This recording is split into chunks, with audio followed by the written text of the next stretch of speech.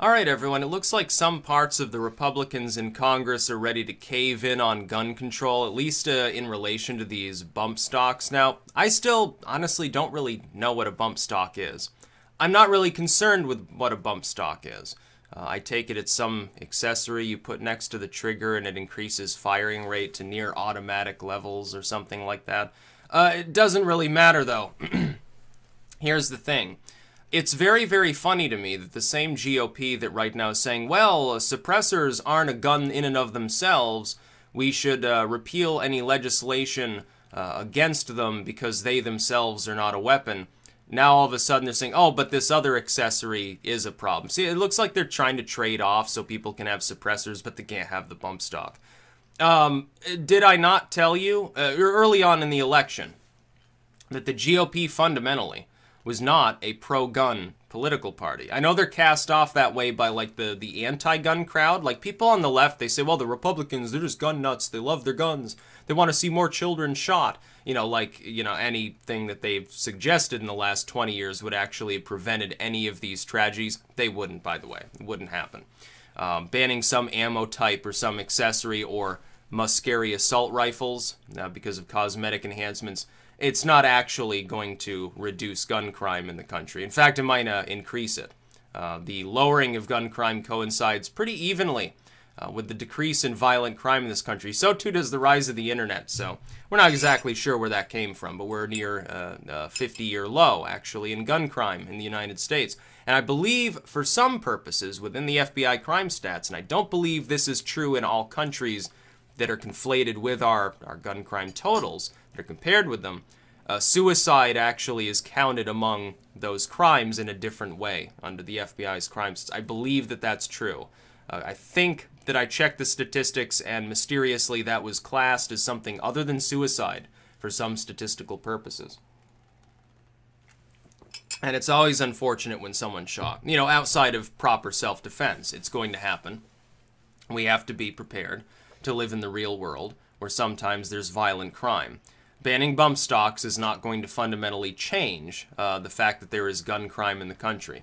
Hell, disarming all firearms wouldn't fundamentally change that fact. A lot of people just squirrel them away, obtain them illegally. Illegal firearms are used quite commonly in crime. Most often it has nothing to do with a rifle. Equipped with an uber-scary suppressor and bump stock and all these other accessories they're apparently so worried about. That's not what's used generally in gun crime. It's a handgun. A simple handgun. Easier to obtain, easier to maintain, and far easier to conceal, because the average person who's going to engage in gun crime doesn't want you to know that they have a gun until they're ready to whip it out and shoot you in the chest. That's just the way that it is. But I said at the time, the Republicans weren't a pro-gun party, they were simply pro-status quo on the issue. Trump is actually the most pro-gun Republican that we've seen in quite some time. Other than, like, Rand. You know, Rand probably would have been even further on guns than Trump. Trump's idea, though, was repeal some existing legislation. The Republicans haven't really suggested that since the assault rifle ban back in the Bubba days. For a long time there was really no Republican there. Maybe Ron Paul, but nobody listened to him. We saw he got shafted by the GOP itself, too. He got treated like Bernie Sanders for a while there. They wouldn't even let his delegates take their seats. They bust him around the venue. You'll remember back during the primaries so long ago when poor Ron got schlonged a little bit. But they haven't been pro-gun. They're just like, oh yeah, we've got existing gun control and it's just enough gun control objectively. We're not touching the issue. And their idea has been just resistance to new gun control. Now they're even abandoning that, and I think it might be because Donald Trump is less than 50% popular in the country, which admittedly he is. I think he's somewhere in the mid-40s, which isn't terrible. It's not great, but it's not terrible. Like, it's not impeachment levels. But clearly he's not popular among the majority of the population within polling. That is true. He's under 50%. So they're looking at him. They're still hedging their bets that Trump will fail. It'll be like a one-term lame duck. And they're saying, well, if he is perceived of as really pro-gun, we have to go a little bit in the other direction and give something to the Democrats on this one to keep them from, you know, basically unleashing chaos and Cain on our party. That, I think, is what's happening here. So the never-Trumpers, some of the neocons, people who aren't really on the right. They're actually kind of on the left on some issues, certainly on spending on the military. Corporate welfare, they ideologically align completely with the neoliberals like the Hillary Clintons. They're now in favor of a little bit more gun control, which is something else they haven't done in a while. See, here's the problem for people who consider that a major issue. Now you have a significant chorus of people with positions of power within the GOP joining the Democrats on the issue.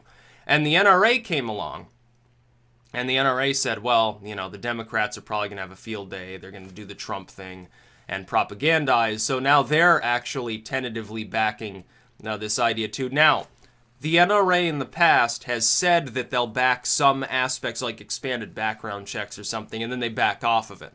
Because the Democrats have a nasty habit. I'll tell you what it is. The Democrats have a habit of snatching defeat from the jaws of victory on the gun control debate.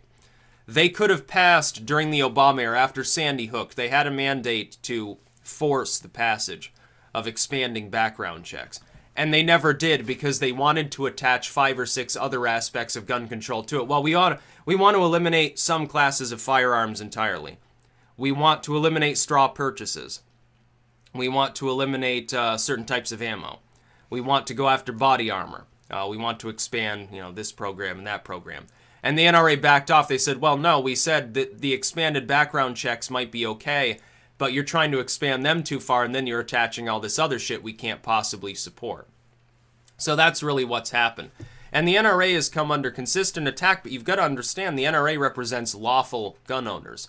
They've never represented people who participate in mass shootings. They're not exactly the Ku Klux Klan or something like that. I know they're cast off as it, but you see now they're actually backing some aspects of gun control. Again, like they did with Obama. Now, Trump will probably be the one that stands in the way of this. He'll probably veto it because he'll play up to his core fan base. He'll get to say once again, oh, there are some Republicans that just don't see eye to eye with me. But I wield the veto power, and so this isn't going to happen. And he'll have, again, as before, he'll have hardened his fan base further. That core fan base is what gave him the Rust Belt. There's a reason that he keeps playing up to them. He's going to keep doing this, by the way. At some point, when the outrage ends, when peak Trump derangement passes, he can then branch out further. Until then, he's going to play it up to his core fans, I think. And that's probably a wise political strategy to actually engage. And it may not look wise right now. People are saying, oh, he's like a sub-30 level approval. No, that's cherry-picked polling. You've got to understand that. We had this during the election. You're getting a big dick over nothing. People on the left who oppose Trump, they're being overly optimistic. They've been overly optimistic this whole time. They're still counting on Mueller to take Trump down. I'm sorry, it's not happening. You haven't heard anything about it from the Democrats in a while for a reason. They're not talking about it because they know that it's not going to happen. He's not going to get thrown behind bars. He's not going to get impeached because of Russian collusion. What's going to happen is that Manafort and a couple others might end up facing fines. That's all that's going to happen from the Mueller investigation. It's going to go nowhere. If you wanted to stop his agenda, there are much wiser ways to go about it. Why don't you start by having a Democratic Party led by someone less ineffectual than Tom Perez? Why don't you try to muzzle Hillary Clinton, who is less popular than Trump by far at this point, and who keeps burning off any remaining support she had while being the de facto figurehead of the whole Democratic Party other than Perez? People are trying to make Bernie Sanders the figurehead of your party. Now, I know he's not technically a Democrat, so that can't work, but it'd be better than Hillary Clinton. At least he's more popular. A lot of people, even if they totally disagree with Sanders, they're like, yeah, but he's more honest, and he's kind of a kindly old man, just kind of befuddled because he's like, you know, into the socialism thing. They see him as harmless, though. They don't see Hillary Clinton as harmless. If the Democrats don't have a platform, it's not going to matter what happens with the gun control debate. It's not going to matter what decisions Trump makes. He could sit there and do nothing for the next few years. He'd probably still get reelected because there won't be a platform to go up against. He'll just say, oh, you know, the Democrats, haha, what a good one. He'll crack a couple of jokes, call it a day, and that's all he'll do. Go to the debates, he'll dick around, kind of what he did at the first debate the last time, and just sort of mutter his way through it and still end up winning. And it'll collapse the neoliberals. Yeah, the progressives definitely at that point have the capability of taking over. You don't want to know what's going to happen to the Democrats in the midterms if they keep up acting the way that they're acting. Gun control, by the way. typically becomes less popular after mass shooting. That's because, objectively speaking, both the constitutional and pragmatic arguments on that issue are on the side of the right. It is true that gun control will not reduce gun crime in the United States. When people point to other countries where it does, it correlates with a rise in violent crime in general, just uninvolved with guns. When you point this out, that is true. That is what has happened in some of these places in the world. Number two, in the constitutional argument, it is objectively true that the Second Amendment pertains to the civilian population. It does not pertain to the U.S. military. It doesn't pertain to police. It doesn't pertain to an organized militia. It pertains to capable manpower. And, of course, female power now, too. You've got women's suffrage, so therefore they're part of that full citizen population. They're capable of wielding firearms effectively. That's the vast core of the civilian population. People who are, essentially, they're old enough to hold a gun, and they're not so old that they're going to drop the gun. That's the militia within the United States. I suppose if a person had both their arms sawn off, they probably wouldn't be counted as part of the militia. Sorry to any of you out there, suffer from that. I'm assuming that there's probably some viewer out there who's like, oh, shit. I'm sorry about that. But that's the truth of the matter. So when the Republicans abandon this and they're like, well, yeah, a little bit more gun control, it's okay. It's a little bit like looking at Gollum, when he's lusting after the ring. He's like, oh, I just want to touch it. Or like Bilbo when he's like slowly going crazy. Oh, I'd like to hold it one last time. The GOP is like, oh, it's so tempting to go for this, to really morally grandstand and maybe set ourselves apart from a evil, despicable, horrible Trump. I don't think it's going to work very well for you because he's probably going to veto it anyway. Congress can't act alone on that token. Trump could come out. Then again, he might surprise us. He might come out and say, oh, yeah, I've signed an executive order, no more bump stocks. Then it would be really funny because I tell you what, the Democrats would have to take Trump to court to prevent him from passing gun control. Because they probably, and by the way, can I say one other thing that I neglected, I think, in my last video in closing here? To people on the left, to people who are generally Democratic partisans, or maybe further left, maybe you're Green Party independent like a Bernie bro or something. You're saying that the U.S. government right now is run by a fascist in league with other fascists who are trying to essentially enslave us all, grind us down, make us, agents of pure Nazi evil. And you think it's a good idea to empower them to disarm people of firearms.